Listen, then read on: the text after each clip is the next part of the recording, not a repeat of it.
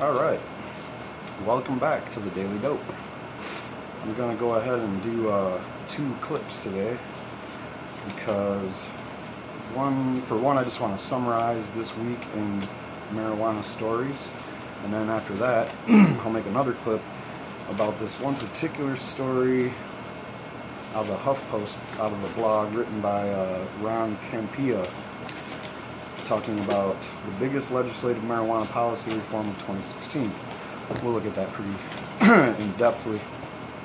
But meanwhile, I'll give you some headlines around the marijuana world. We'll start with $800,000 in Nevada ads plan for legalized recreational marijuana measure. So Las Vegas has a legalization measure that's on the ballot in November, and there's going to be a lot of commercials on TV about it. So get used to it, I guess, is what the people planning the ad buys are.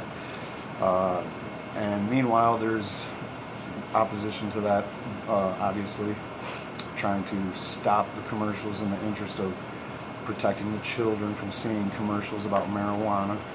So there's that. That was a big headline. There's breaking news out of Upland, California. I'll probably do a clip on that as it develops. But they are seeking to pass a total ban on marijuana before November. Now this includes the medical marijuana, which is already highly restricted in Upland, where they ban dispensaries and all this other stuff. It's not the kind of place you want to be operating in, and then they're trying to preemptively ban marijuana before the November election, where California is one of the many states, one of the 5 states that will have recreational marijuana on ballot. In other news, Canada just legalized growing medical marijuana at home. Also, in the last week or so, I've seen reports where people are being exonerated for marijuana crimes. It's just, obviously, when your country is beholden to the corrupt interests that want to keep marijuana illegal, it's not as easy to do these reforms and sweeping motions like they're doing in Canada. But we can only hope that things can change more rapidly once some of these other things happen. It's kind of like the dominoes are starting to fall. Minnesota, we got a story coming out of Minnesota where marijuana suppliers lose millions of dollars. 2 licensed medical marijuana manufacturers each lost millions of dollars in their first full year of operations in Minnesota. Now the reason for this is because the laws there are really archaic. No smoking marijuana, so there's no flowers. It's all oils, pills, or liquids only. And since the state bans the smokable forms of the plant, medicine in these other forms can range anywhere from $200 to well over $1,000. Some patients skip doses trying to stretch their supply longer to save money. Others drop out of the program entirely, unable to afford medicine that no insurance program will cover. One doctor is quoted as saying, of the people I've certified, somewhere between 20 and 30% have not obtained medical marijuana because of the cost. No wonder they're going out of business. They need to be able to diversify the product line so that they can provide access to medical marijuana for everybody that can, that needs it, and B, of course, because that's just dumb. I don't know, I can go on and on about that. That story is just kind of one of those ones that, you see somebody trying to do something because everybody else is. I don't know, the marijuana legalization in Ohio didn't pass because the people didn't think it was good enough. It was a corporate giveaway to 10 rich people that invested on the no. When in the marijuana world, we don't want to see giant corrupt interests coming in and taking it over, because it's not good for it.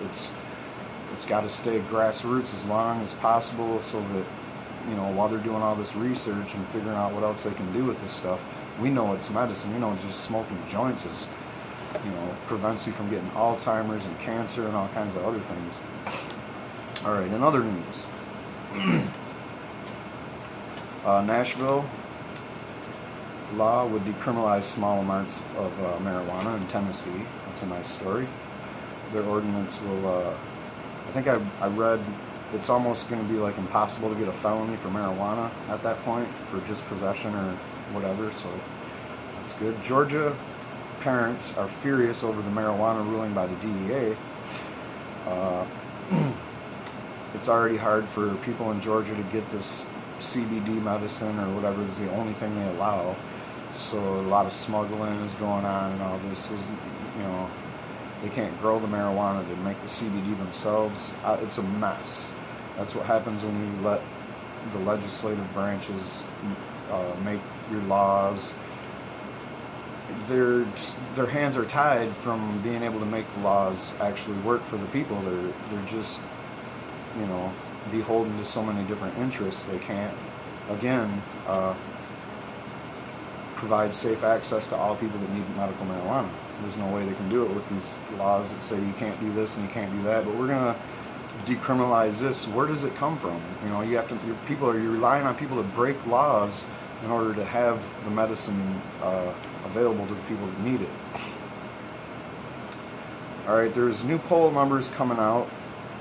Gallup saying that the percentage of U.S. adults who smoke marijuana is definitely on the rise. They say it is nearly the percentage of American adults who say they smoke marijuana has nearly doubled in 3 years, according to the new Gallup poll.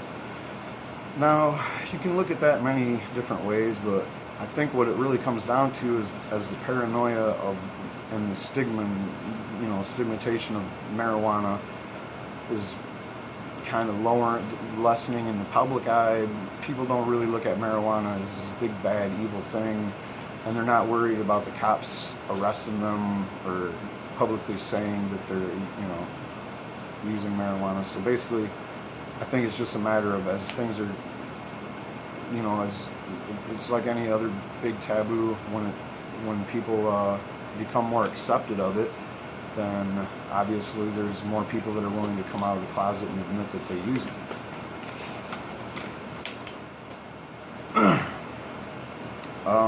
A new law out of Ohio with their medical marijuana program.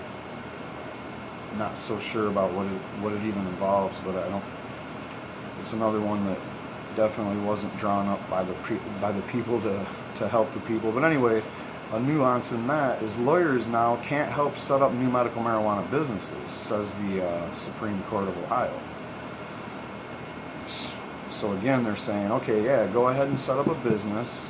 We'll do what you think you can get away with, and then we're going to come and get you because you didn't know what the laws were or how you could work the laws to do what kind of business you wanted to do, and now you go to jail or you go to court, and then you get a lawyer, if you can afford it.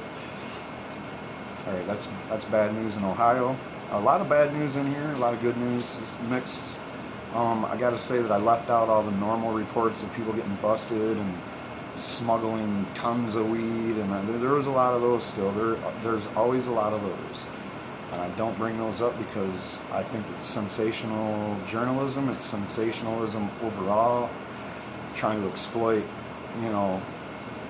marijuana users and growers and smugglers or whatever you want to call it, and then at the same time propping up these police departments, acting like they're actually doing, really good work and fighting crime and getting the bad guys and all that. And they're just ruining people's lives over a plan.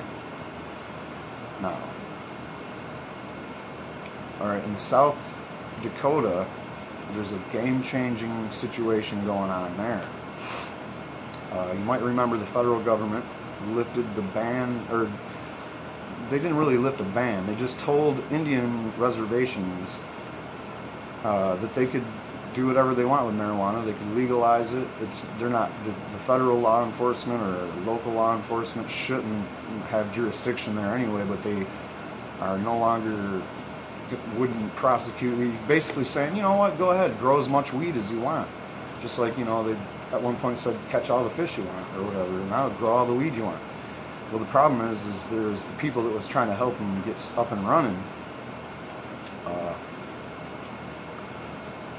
It says pair of consultants who helped a Native American tribe grow marijuana, essentially because they provided them with seeds. So while the state's 9 Native American tribes have received clearance from the U.S. Justice Department to legalize marijuana on tribal land, getting the seeds there could lead to criminal charges. And these guys are definitely looking at felony charges. Not sure what those charges are, but if you're in a place where marijuana is illegal, a seed is considered marijuana. Having a seed could be called manufacturing marijuana. Distributing that could be, they got their little laws for all this stuff. And we're going to watch that one and see how that develops, because it sounded like a setup, like, oh, you guys can do this, but then they watched them and made sure that anybody that tried to help them got in trouble, so that's not good.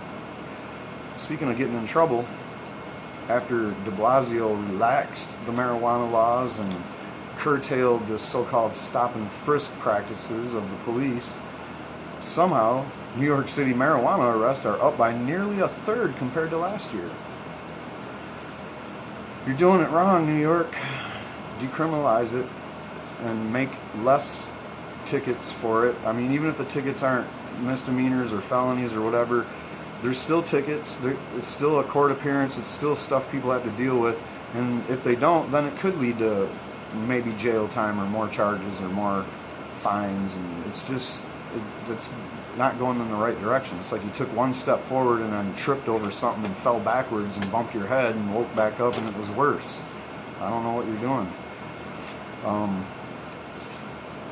And last but not least, something I was passionately involved with, the My Legalize campaign in Michigan claims that it's still not too late to make it on the 2016 ballot. Now, this claim was made as early as a week ago on August 7th. My Legalize says that it is anachronistic when it's very easy to check the names against the state's online database of registered voters.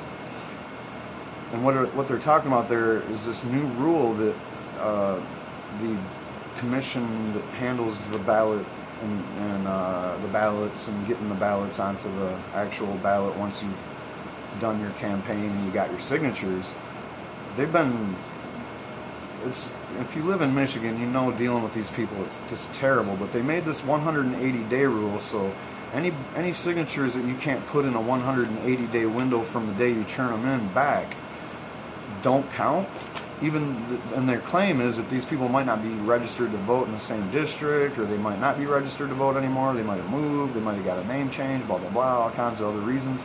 Well, My Legalize has already came out and sued them and said, yo, we can count this. We'll get right on it and we'll count this. And they did.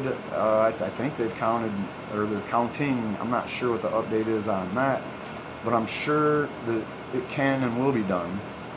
And they have some kind of a September deadline. I didn't take too much notes on this because I want to wait until there's another update. I went out and got signatures countless times, countless signatures. I volunteered. I went to different events. I hope the best for this campaign. It didn't make the news on all these other great stories on how marijuana, all these great things have happened in the marijuana world. And neither did the fact that we had a presidential candidate that got half the votes in the Democratic primary that mentioned legalizing marijuana on a debate stage, mentioned it in speeches and countless speeches across the country.